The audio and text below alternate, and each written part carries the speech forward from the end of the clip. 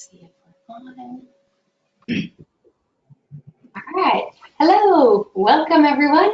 And thank you very much for joining us today for this unique online information session on the Online Masters in Innovation and Entrepreneurship. I'm delighted to be here today with two of our current students, Rahima Katir and Tim Irwin. Rahima, can I ask you to present yourself quickly to our guests? Yes. Hello, everyone. My name is Rahima. I am very pleased to be part of this webinar and share my experiences and tips with you. I'm project manager. I work for General Electric. I'm based in the US, and I have joined OMIE in last September 2017. Okay, great. Thanks, Rahima. And Tim, can I ask you to share a brief presentation or a brief introduction of yourself with our guests? Sure. I'm Tim Irwin. I also joined with Rahima in 2017. I'm part of the 2018 graduating class. I'm very excited to be here. It's an honor to not only be part of the program, but to get to talk to you about it today. And we're very close to entering our project portion of the program. So we'd be happy to share anything that we can to help you in your decision. Okay, lovely. Well, thank you very much. We're going to have to start this over again because it looks like some people may not be.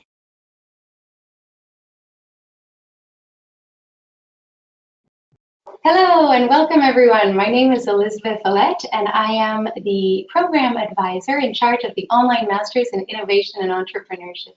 And I'm delighted that you were able to join us today for this unique online information session with two of our current students on the program, Rahima Katir and Tim Irwin. Rahima, can I ask you to briefly introduce yourself to our guests today? Hello, everyone. My name is Rahima. I'm very happy to be part of this webinar today to share my experiences, tips, or maybe even advice with you. I will be also very happy to answer some of your questions. I'm project manager. I work for General Electric. I'm based in the US, and I have joined OMIE last September 2017. So I belong to the first cohort of this program, and I will be graduated in June 2019. Lovely, thank you. And Tim, can I ask you to briefly present yourself to our guests? Sure. Like Rahima, I joined the program in 2017, and we'll be graduating or finishing in December and then graduating in June of 2019. It's an honor to be here. It's an honor to be part of the program. I'd love to share any insights I have and anything that can help you make your decision. This is a special program, and you'd be lucky to be part of it. So we look forward to giving a small presentation and answering any questions you might have. Absolutely. So thanks to you both. Thank you so much for being here today. For our guests today, here's the agenda of today's webinar. So what we're going to do is we're going to run through a presentation with the main highlights of the program. So if you're new, if you've just heard about the Online Masters in Innovation and Entrepreneurship, this will give you really the main features of our program. And if you've been thinking about pursuing this program for a little bit, this webinar will enable you to gain the first-hand experience from our participants and to ask questions to them. So as you'll see on the right-hand side of your screen, you've got a chat box and a question box. So I encourage you to use those features of the webinar and to ask your questions throughout this session. And Rahima, Tim, and myself will be happy to address these questions throughout the webinar. All right, so with no further ado, let's get started. All right, so here are the main features of our Online Masters in Innovation and Entrepreneurship. As the name indicates, the program focuses on innovation and entrepreneurship. So helping you develop new products and services, and also looking to help you drive innovation and business development, both in a startup context or within an existing organization. Now, Rahima, can you share with us what were your objectives for, or what were your motivations for joining the OMIE program? With a traditional and a classic project management background, with the rise of digital technologies accelerating the pace of disruption in every industry, I came to a time of my career where I felt the need to discover new ways of thinking, of acting, build up an entrepreneurial mindset, develop a design-driven, creative thinking business culture, that fosters successful innovation. I really wanted to break free, from the ways things have always been done, to unleash my potential, to learn how to generate breakthrough ideas, to make real change to my organization while achieving better results. Lovely, lovely. And Tim, what were your motivations for joining this program?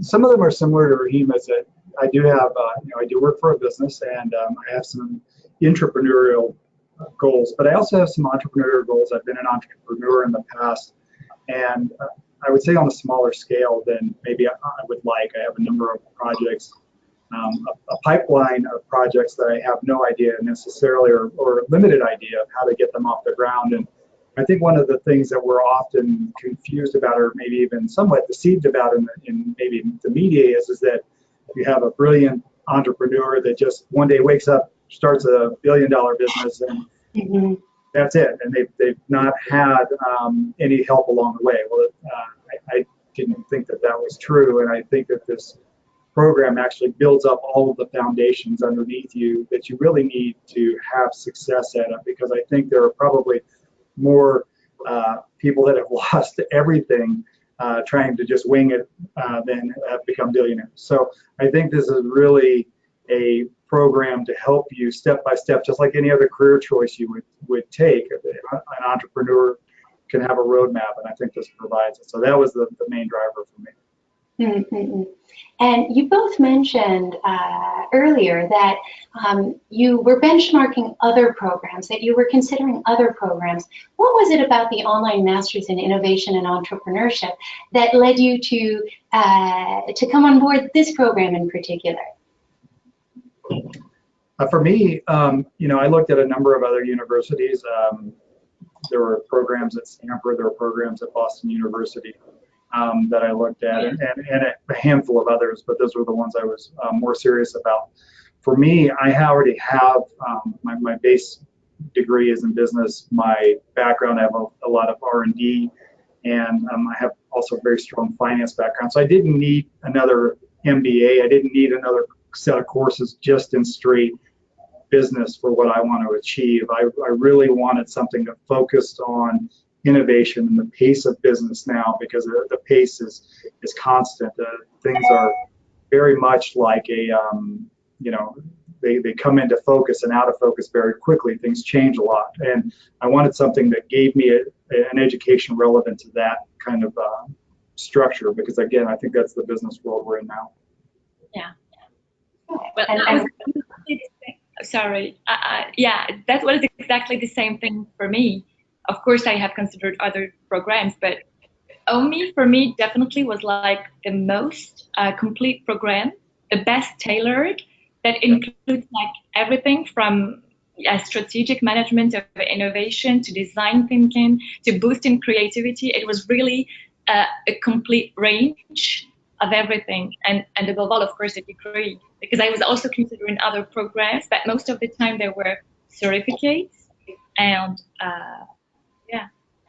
All right, very nice. And so we've got a first question here from Matthew, who asks, what are the key area or key thematic areas the program focuses on, and how can we benefit from it? So I'll share the classes, the exact content of each class a little bit later, but broadly speaking, how would you answer this question, Rahima and Tim? So what are the key thematic areas the program focuses on, and how can you benefit from it? I think definitely the whole program focuses on innovation, on creativity, how we build up a whole entrepreneurial mindset, skills to help us, develop a new perspective. That's it. How we can benefit from this, I think, as long as you attend the classes, you can get all the knowledge needed. But really, that's what I was mentioning just before. When I have compared the content of the OMIE to other programs, for me, this one was really one of the most complete, focusing on the entrepreneurial mindset skills and on the innovation. The development of innovation, how we can boost our own creativity. Yeah, and this is. Oops, yeah. Sorry, Rahima. No, that's it. I was asking if Tim can. I'm just going to expand on that, Matthew. That's a very good question, but how you're going to benefit from it is really what's your profile to begin with, because on the program we've got various profiles. So we've got participants like Rahima, who are executives working in companies and looking to be more innovative in their company. So they'll benefit from the program in that respect. And then, you've got participants like Tim, who are serial entrepreneurs and who'll benefit from the program with regards to starting their own company or making their current companies thrive and prosper. Absolutely. So that's really going to depend on, what your main objectives, your main professional objectives are. All right. We've got another question here, and please keep those questions coming. I do encourage you to share your questions with us. And this question is from Cedric, who asks, how is this program considered, viewed by recruiters? And Cedric, this is a really good question, and I had the same question actually that I was thinking of to ask Tim, because Tim is American. He's based in the United States, and so Tim, were you concerned about how this program was going to be, or were you concerned about how a degree from a European institution would be considered on the U.S. job market? So yes and no. First of all, obviously with the focus being for me entrepreneurial, I'm most interested in what I can learn from the program and how that would benefit starting my own businesses. But one of the primary discussions, Thomas Astaborough, who's the program director, always says the most successful entrepreneurs are the ones that can get out there, they can work long hours, they can do all these things, but they would also feel comfortable if they had to step back and do a role in a corporation or something like that. So I did have that concern. It was only a minor concern. I actually did talk to a recruiter, a top-level recruiter for Goldman Sachs, and she absolutely assured me that this is 100% a name in the larger companies in the U.S. that is known. But you only need a minute, 30 seconds to a minute on Google to know that this is a top-tier school. It's considered well within the top tier of schools, the first page of almost every ranking system you could look at. And again, as you start to focus on Europe, always in 1, 2, 3 spot.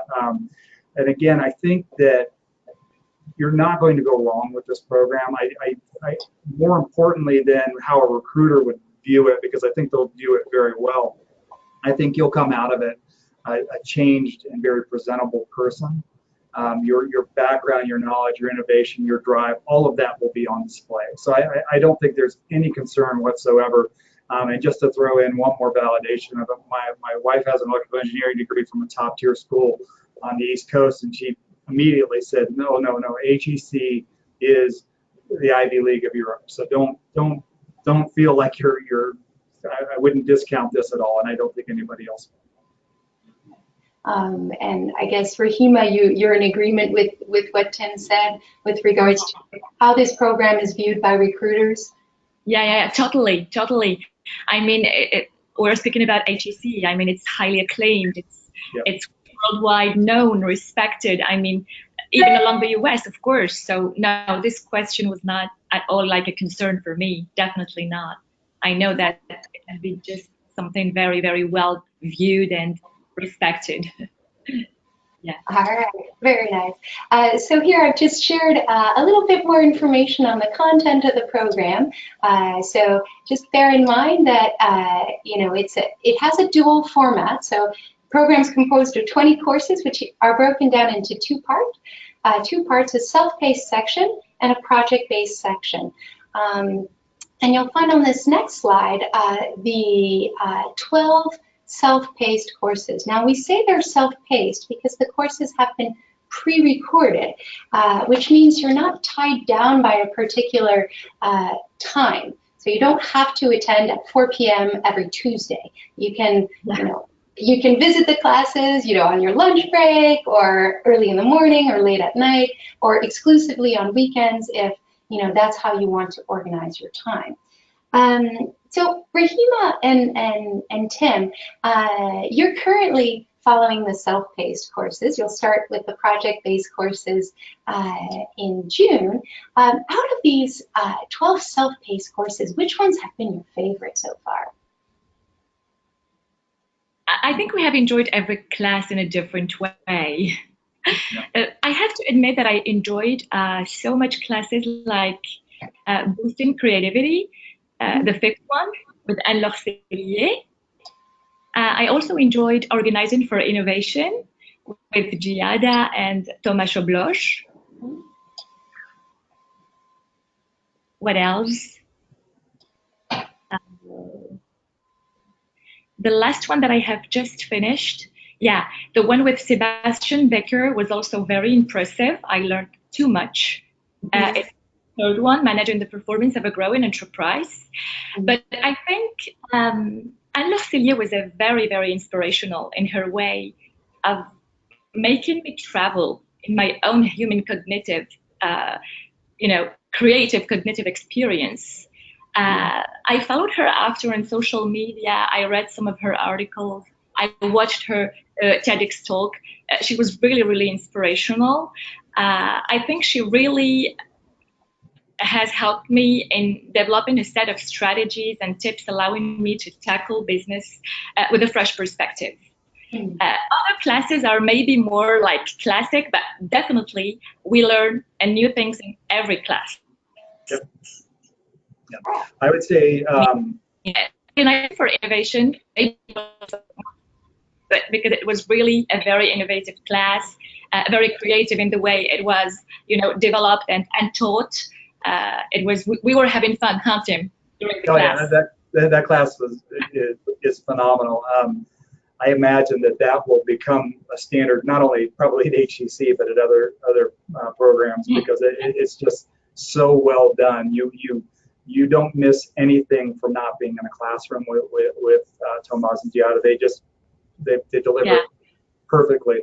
The other one I think that everybody has enjoyed and will enjoy is the entrepreneurship strategy, ideation to exit, because it really gives you the full spectrum of what you're getting yourself into as an entrepreneur, be it internal, entrepreneurial or entrepreneurial in your endeavor. It'll give you a good overview of the process, because it's always the same. You come up with an idea, you have to develop it, you have to scale it, you have to get it funded, and then at some point you have to exit it. At some point it's you have to let your baby grow up and do its thing. So I think that's an excellent class as well. So all of them have been enjoyable and very, very challenging and good for learning.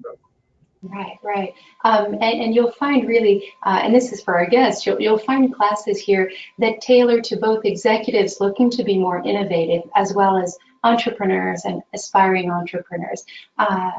So, we're really targeting these three groups of individuals, and the classes are tailored for this. Let's pause a little minute because I see we've got a number of questions that are coming in. So let's try to address some of these questions. All right, so let's see. Naif has asked a question on HEC Paris is well known, but what about the master program being online? Recruiters and companies don't take online programs seriously. What about this point? And maybe I can address this question, Naif, and I'll, Tim and Rahima, feel free to add on as well. the degree that you obtain will be a Master's in Innovation and Entrepreneurship. So the word online will not appear on your degree. So your employer or future employer doesn't need to know how you obtain this program. And just as well, even though the method of delivery is online, all the classes have been conceived by HEC Paris faculty. So the content that you get is exactly the same content as a participant would get on an on-campus program. Yeah, and I would just, I would again back that up. I think that the notion that online delivery is not as good as in classroom delivery is going to die very, very, very quickly. Again, classes from Stanford, from Boston University. I just saw John Hopkins has something now that's completely online. So there's not a major school that is not going in this way. And it was very similar probably to a number of years ago when universities like University of Phoenix and people like that came out. Although they were very well bashed by a number of people, you probably not even very slowly, but very rapidly saw other schools start to adopt that model. Even though while they were making fun of the model, they were actually adopting it. I imagine you're going to see more of that right now, where you're going to see more and more schools get on board with this delivery method. There's so many advantages to the university for doing it, and including increasing just the number of people that can attend it, because not everybody can attend a class every Tuesday and Thursday at 4 p.m. and 6 p.m. and have it work with their life. Yeah, exactly. I mean, even Harvard Business School, all the programs are online. I mean, it's a very old-fashioned way to think that online programs are, not well perceived from recruiters, or not at all. That's why we are talking about innovation and, going forward, because the complete teaching way is going to be online now. And in the US mainly, because maybe the person is based in France, the person who asked the question, I think it's quite a French way of thinking. But definitely when you come to the US, everything is done online. I mean, even the biggest institutions and the most respected universities, they all go online. So I started even thinking that, big European institutions are a little bit, late compared to the U.S. institutions in this field. And Naif, this is a very good point. I mean, I think recruiters are more and more aware of these online learning platforms and know the quality of the programs that are delivered on them. Naif, I think you were also concerned about the tool and the platform being used for the classes. So we work in partnership with Coursera, which is a very user-friendly platform, and Rahima and Tim can attest to the fact that it is easy to use, right? Oh yeah, of course. Yeah, it's very easy to use, and I knew coming into the program I had taken a couple courses from Stanford and Duke and a couple other of the larger universities in the U.S. and seamless. There's no issue with the platform, and every once in a while, just like I imagine it would happen even in classroom, if there's a glitch or anything like that, it's addressed nearly immediately. Yeah, that's true. Yeah. There's a program team to help you. All right, I'm just going to ask one or two questions, and we can maybe progress to the next slide so you can see the project-based courses. But I have a question here from Tim Lee, who asks, can you see this program be helpful for people pursuing social entrepreneurship or people working in the nonprofit international development sector? So my answer, Tim, is yes, absolutely. This can be relevant to people working in nonprofit or social entrepreneurship. And in fact, on the program, we have social entrepreneurs. We even have, as you can see, well, maybe you can't see so well here, but the last class in the self-paced portion is social entrepreneurship and change making. And Rahima and Tim, you can probably attest to and maybe give a little bit more information on this class. It was an amazing class. We spoke of this last time, Tim, you remember?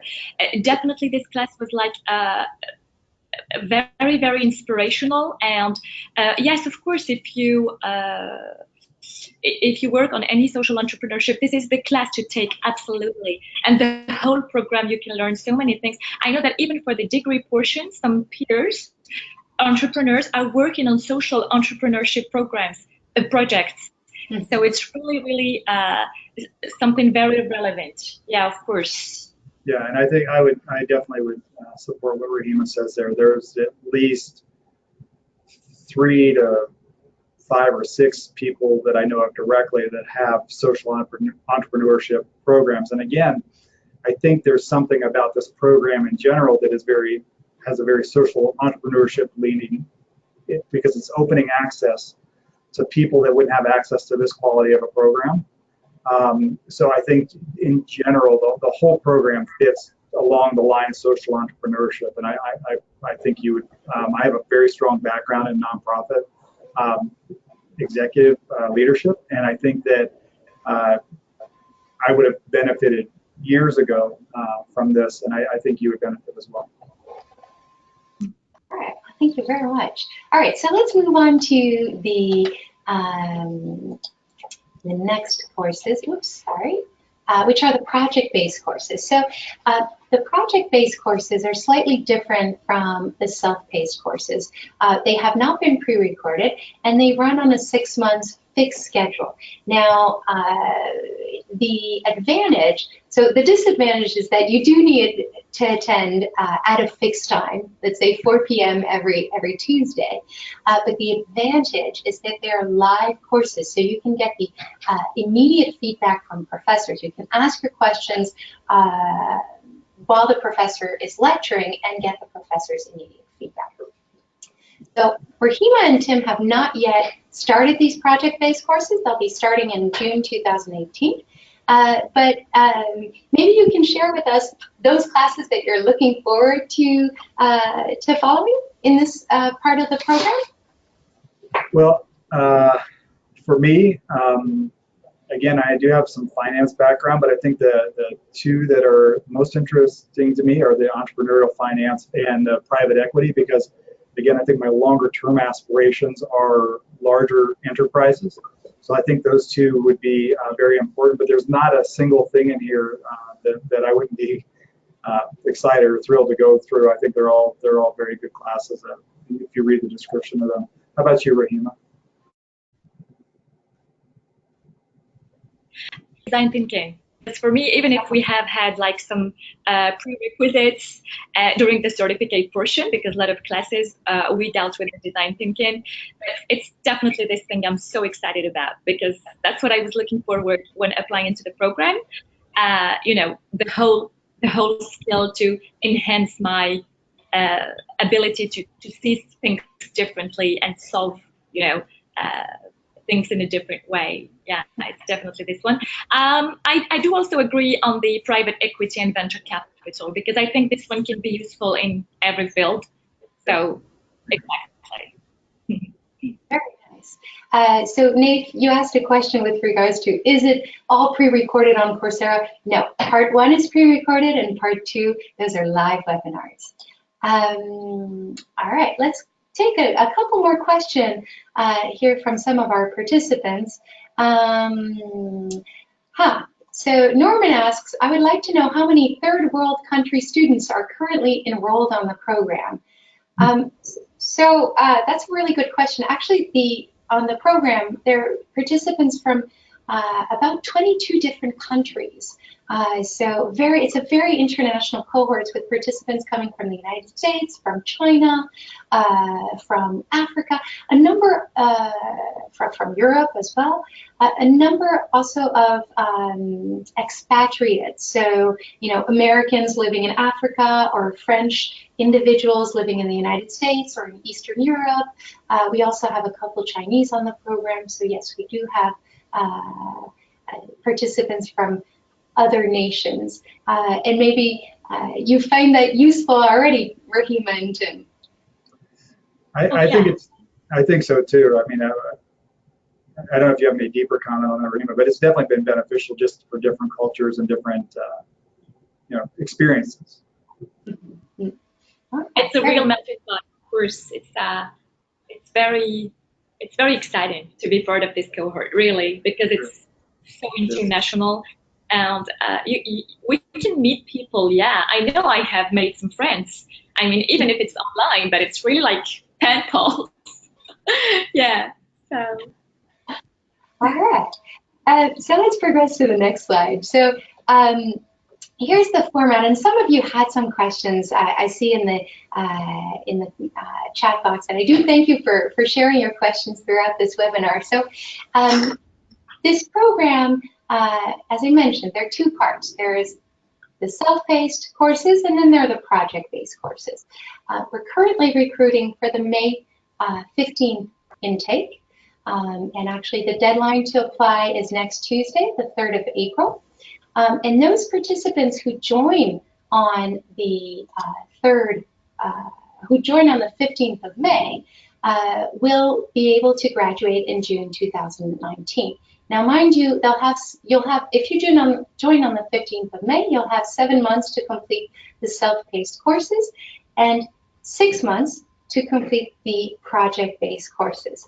Now, during this time frame, the 7-month time frame to complete the self-paced courses, you'll need to take at least 2 courses per month and devote a minimum of 10 hours per week for these self-paced courses.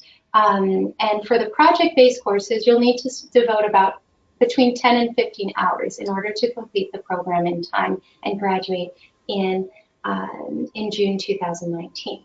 So this is an important part of the program because the first part is self-paced. You don't have, you're not tied down by a particular time, which is very convenient. You can study when you want, but it also entails self-commitment and organization. So Tim, Rahima, can you both share how you've organized your time to fit in these self-paced courses? Well, Rahima's the organized one, so let's start with her. Well, you passed the exams, which is not my case. No, yeah, Elizabeth, it's exactly as you have just said. It's a matter of organizing. It's a matter of organizations, of course. It's nobody has to neglect the time needed to study. I mean, even during this self-paced portion, which lasts, we have 12 courses to finish up to 7 months. So it's not too much, and it's not enough. For me, it's just the right time. It's enough. I mean, unless you have to dedicate up to, I would say, even up to 12 hours per week. Because people work. Sometimes we have some busy days, some other times less, and depending on the personality of each of us and our strengths and weaknesses, maybe some people will spend like 9-10 hours and others up to 15. Some classes will definitely ask you for some more time, like the IP law for myself. For my case, there are really 2 classes which were asking me a lot of time. So the only advice I would give you, whenever you have time, spare it for studies. As long as you are sure that you are going to do this program, whenever you have time, you spare for studies and you do your peer assignments. Because, the classes last, every class from the certificate portion, of course, lasts 1 month. And every week we have 1 peer assignment to submit before Sunday. And we've got graded quizzes. So it's not like, oh, it's a self-paced, so okay, I'll have time to start this next month or the other day, or no, whenever you have time, just do the classes, because really it's not too much. It's just what you will need. Me, what I was doing is like, I was always dedicating time early in the morning and late in the evening. And then, I try to submit the quizzes and to work on them on weekends. The quizzes and the peer assignments, of course. And Tim, we have a question here from Diana, which I think is interesting. How much time did you or do you devote to the program each week? And has it been more or less than what you initially expected? Well, it's interesting. That's a very hot topic, I think, in general in our cohort. it's more, and it's a lot of it is about managing your own time and your own energy.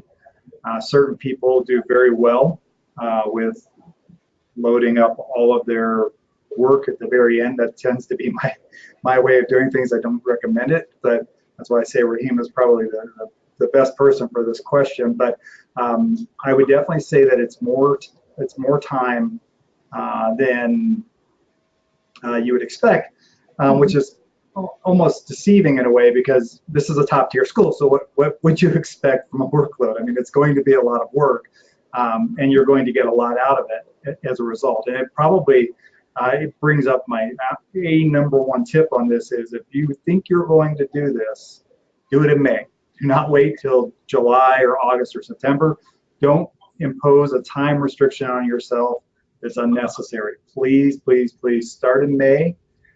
No later than June. I mean, it's not to say that you couldn't jump in July, August, but I don't know when the actual final cutoff is, but you will serve yourself very well to decide if you think you're going to do it and jump in May, because May will give you enough time to get, even if you're a very disciplined person, it will give you enough time to find out what discipline you need. Because again, I think as Rahima very astutely pointed out, different courses require different amounts of work, and it'll surprise you. It's not the same for everybody. You might have some familiarity with IP law, so that might be a very easy course for you, whereas you've never maybe written a poem in your life, and you may struggle with the boosting creativity course. So it really comes down to kind of knowing your own study strategy and study style, and then working your way into it. But again, the best thing you can do is decide if you're going to do it and get in as early as you can to give yourself some time. Yeah, that's really good advice, because indeed the very last cohort will be on the 15th of August, but then you'll need to devote, you'll need to study 4 classes per month. So that's a big commitment. That's about 15 to 20 hours per week. So I can only agree with you there, Tim. Start early, and this gives you time to get organized and to find your rhythm. All right, we've got many things because we've got a ton of questions here. So we've got a question here from Hirofumi, who asks, during the second part, at what time are the synchronized classes held? So Hirofumi, the synchronized classes, the live classes, will be held at different times, depending on which professor is going to be teaching.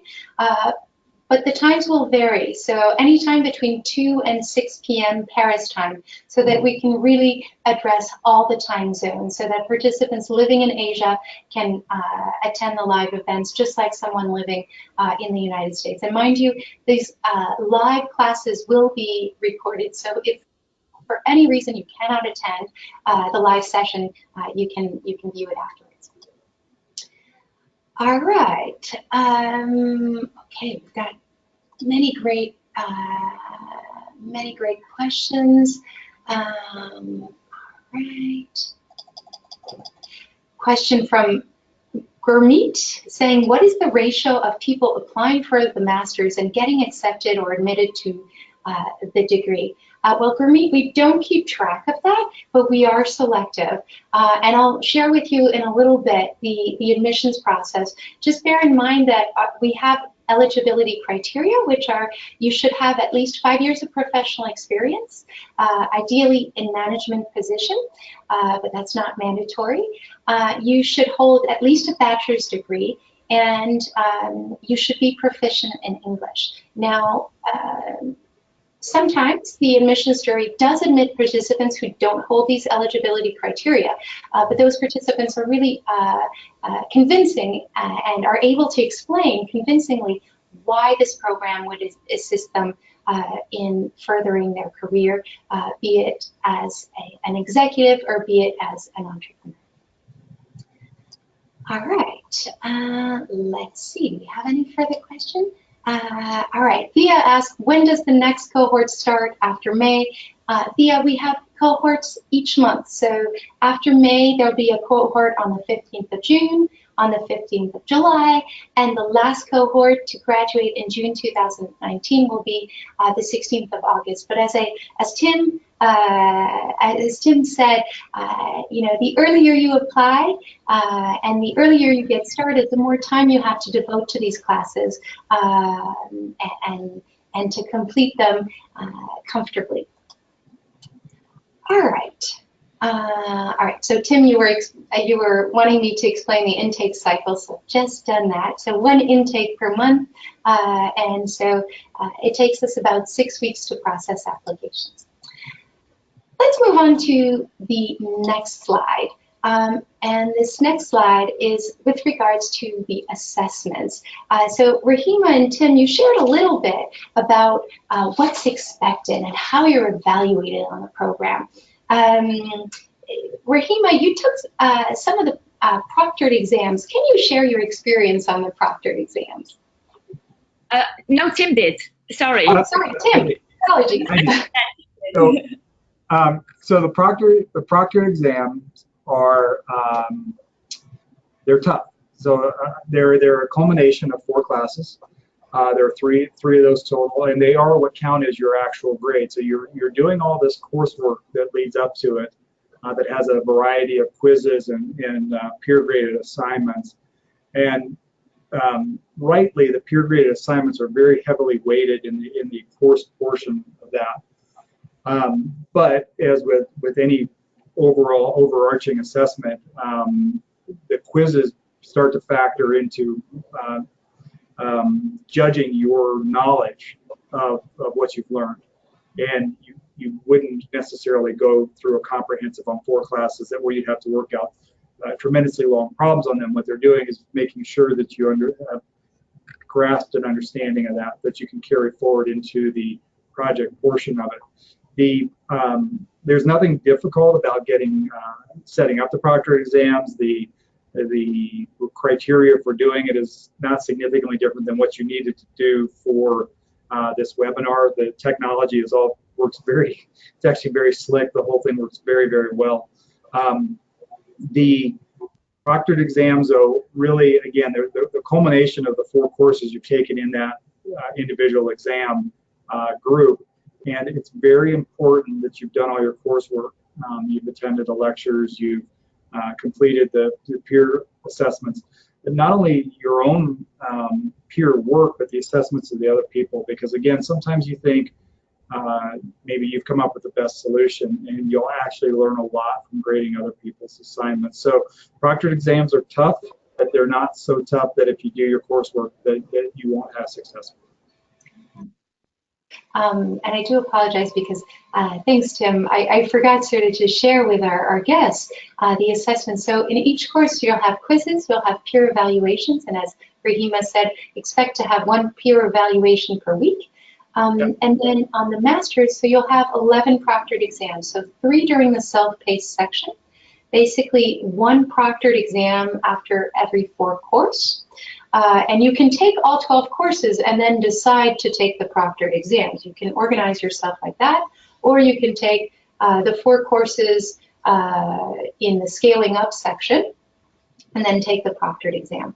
And then there'll be 8 exams in the project-based section, so 1 exam after each course.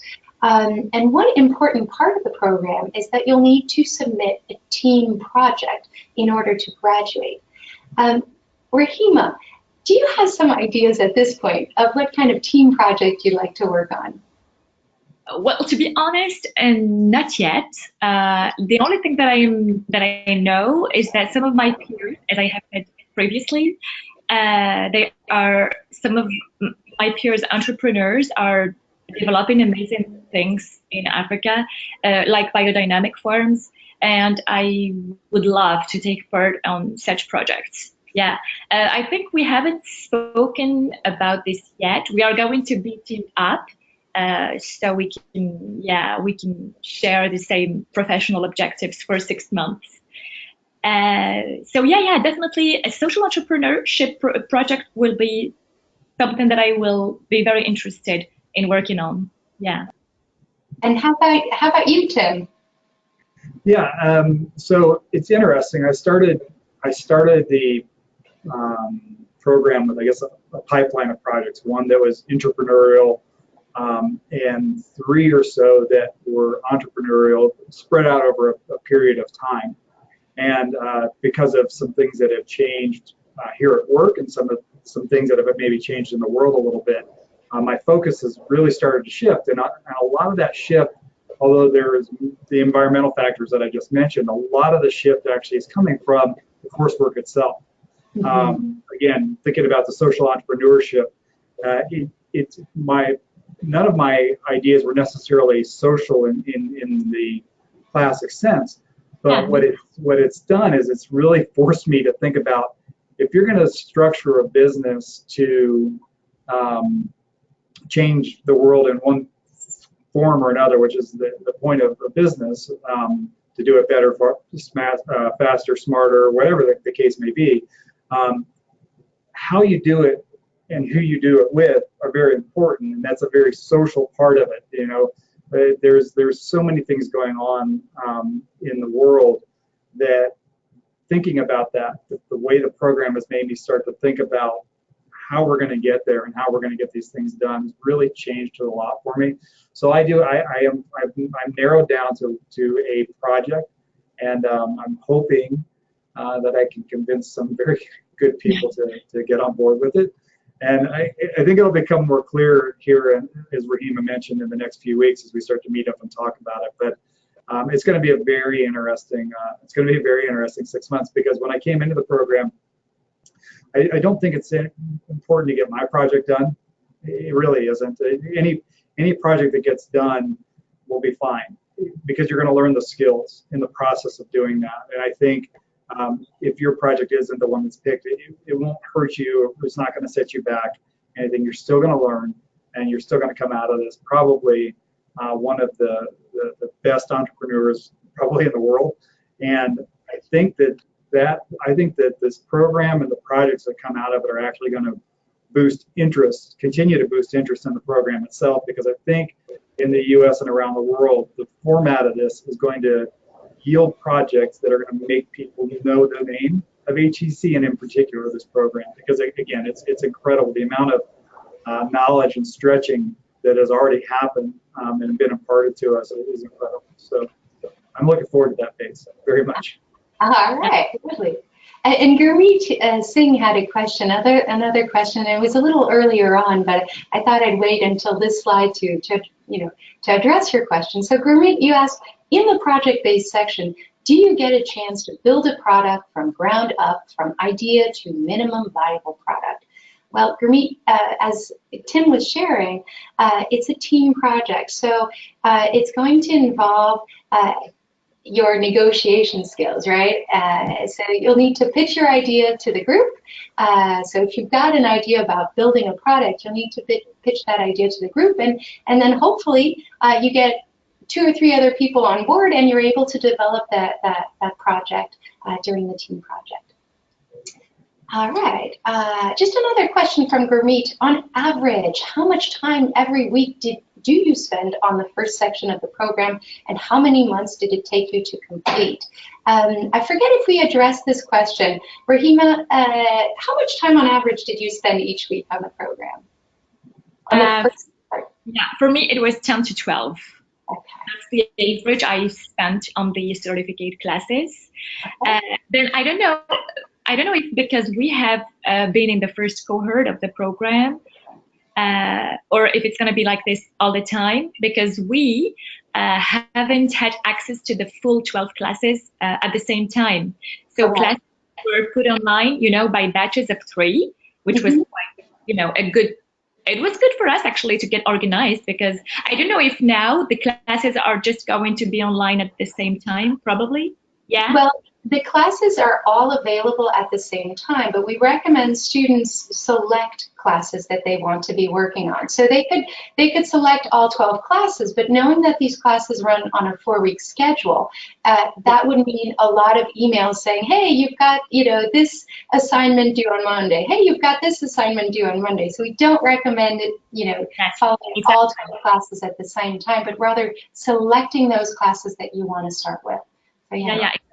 Yeah, that's it. And I agree with Raheem. I think that starting out with all 12 of them available and kind of laying out your own course progression will be a big benefit to the second cohort. We are, I don't know, adventurers together in this as the course has been put together. It did come out to us in pieces and parts. But Raheem, just to clarify for everybody, that was about 2 courses at a time, right? Your workload? No, 3. For me, oh yeah, I was doing the 3. Whenever they were available, I started doing the 3. Except I must admit, I must confess, during Christmas season, I needed to switch session, which is normal. Yeah, no, I switched sessions a couple of times, and I would say probably, I would agree with you. Probably 3 classes, 12, 15 hours some weeks if there's a lot going on. The biggest thing on that, again, I think comes back to you have to manage your energy and your time, understand how the courses are graded, understand how the courses work, and very importantly, understand kind of what you want to take out of a course from a knowledge standpoint. I mean, I can think of a project in boosting creativity that I spent 6 or 7 hours on just because I was very interested in it. But I think a lot of it comes down to what you're personally doing. So if you're in a time crunch, there may just be weeks where all you can do is you do the videos, you knock out the peer graded assessment, and you take the quiz and you get whatever passing grade that is and accept it. There are other weeks where I've gone back and taken the quiz twice just to get a better grade because I also wanted to just to make sure I understood what it was about. So it's really it's somewhat dependent upon you. But again, the number 1 piece of advice: if you start early, you can do it 2 classes at a time, which can get you down to probably 8 to 10 hours a week, and that's certainly very manageable. Yeah, that is very manageable. All right, lovely, thanks. So thank you very much for sharing all your questions. I realize we might not be able to address every single question that you have. But don't worry, I'll follow up with you to make sure that all your questions are answered. Let's just see. There is an interesting question here. Let's see. I think it was from. Yes, from Cedric, and this is an interesting question. He says, on the aspect of community behind this online program, do you find it useful? Do you benefit from the existing alumni? So these are 2 questions, really, with regards to the online community first, maybe. Yeah, so I think the online community is, it goes back to exactly back to our last set of comments, which is, it's about you managing your energy. There's a forum for this discussion, and we've had some additional cohort discussions about opening up other forums. And we think that given the workload, the forum Slack is the one that we're going to try to stay with the most. There is a tremendous sense of community. And you have to balance that with, in general, we all are under a time constraint. It's not only as part of this program, but just in general in life, there's so many distractions, so many things going on. But you absolutely benefit from community. You automatically click with people. And particularly once you get into a forum where you're able to video chat or able to talk with somebody, you really start to understand, people that you can work with and people that you could see as support, and people, again, something that I think of is, again, my project's probably less socially driven. Initially, there are definitely some aspects of it that are, but I can look at the work that my colleagues are doing and have tremendous respect for them, and think that, if I'm in a position to support that in any way, I would do it, because they're tremendous people trying to do tremendous work, and you'll immediately get that sense of camaraderie. And I think that the opportunity is also there to carry that into the alumni. And I think we'll start to see more of that influence as we go into the project phase as well, because then we're going to start to be working on a much more personal level. Yes, and your mentors on the team project, some of them might be alumni from HEC Paris. So sort of leading the way towards, you know, the alumni community. But yes, that's an important point. There is a community where, you know, you can get support. So there's an online forum where you can get support from your peers as well as from the program managers. Maybe Rahima, you want to share your experience with the online forum? Yeah, well, just as Tim said, we also use this Slack application where we can share, you know, everything. I mean, of course, it's all about the OMIE program, so we are in real contact with the program managers, with all our peers, but you can launch any thread discussion, yeah, you want. I mean, we speak about our hobbies, we share articles on the web. I know some of our peers based in Paris have already been out for hanging out. We are a little bit far away, so we could not be part of this, but I know that we, Aude, one of our peers, was even speaking about hanging out online. So yeah, of course, there is a very active online community, which is very available and very insightful. So yeah. And absolutely, you know, once you graduate, you gain access to the alumni community like any other participant on our on-campus programs. So you benefit from those resources as well as from other resources which we offer as well to on-campus participants, the library. You can also come to campus and access our career services, and some of our career services are also available online. They do a number of webinars, so you've got that available as well. All right, we've got a couple more minutes left, so let me just quickly address the application process. Some of you had some questions about the application process. Some of you were wondering about alternative applications, so you can indeed start with the online certificate.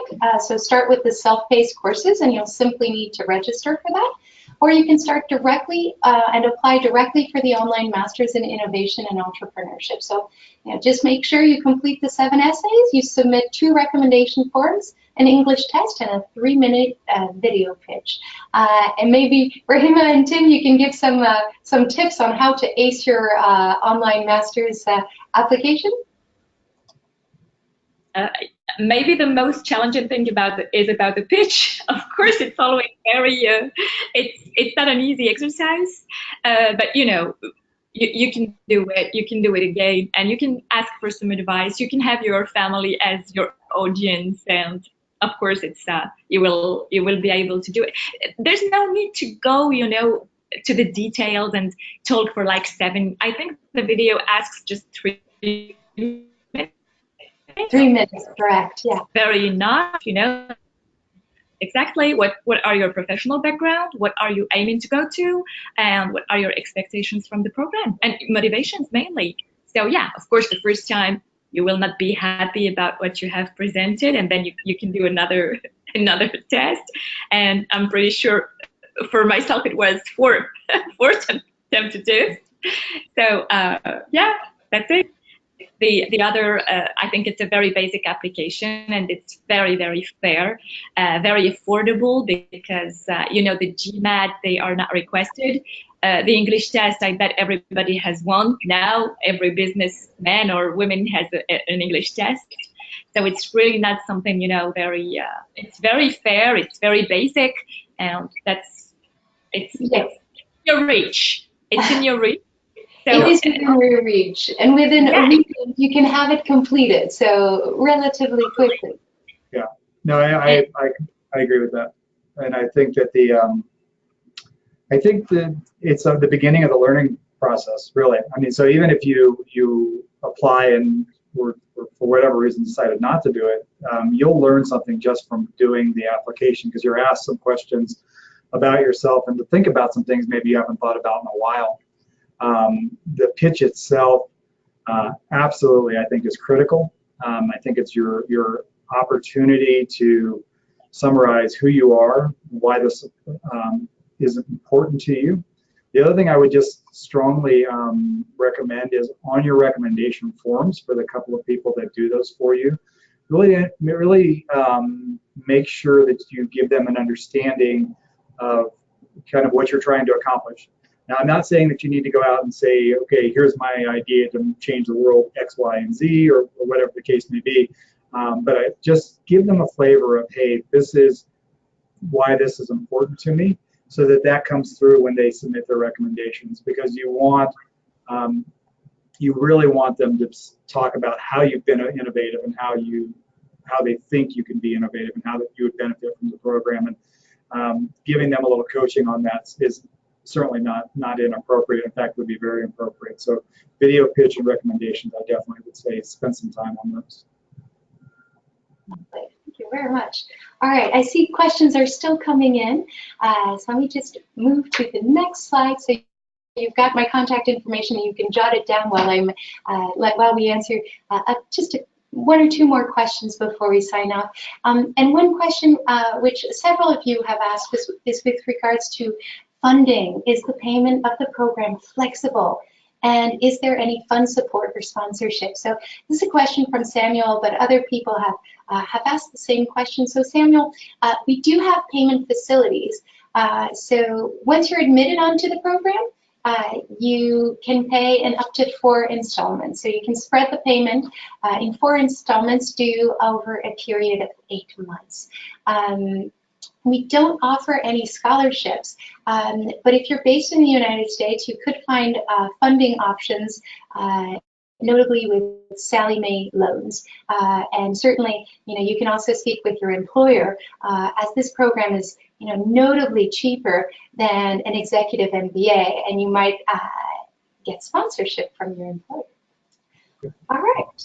I think we have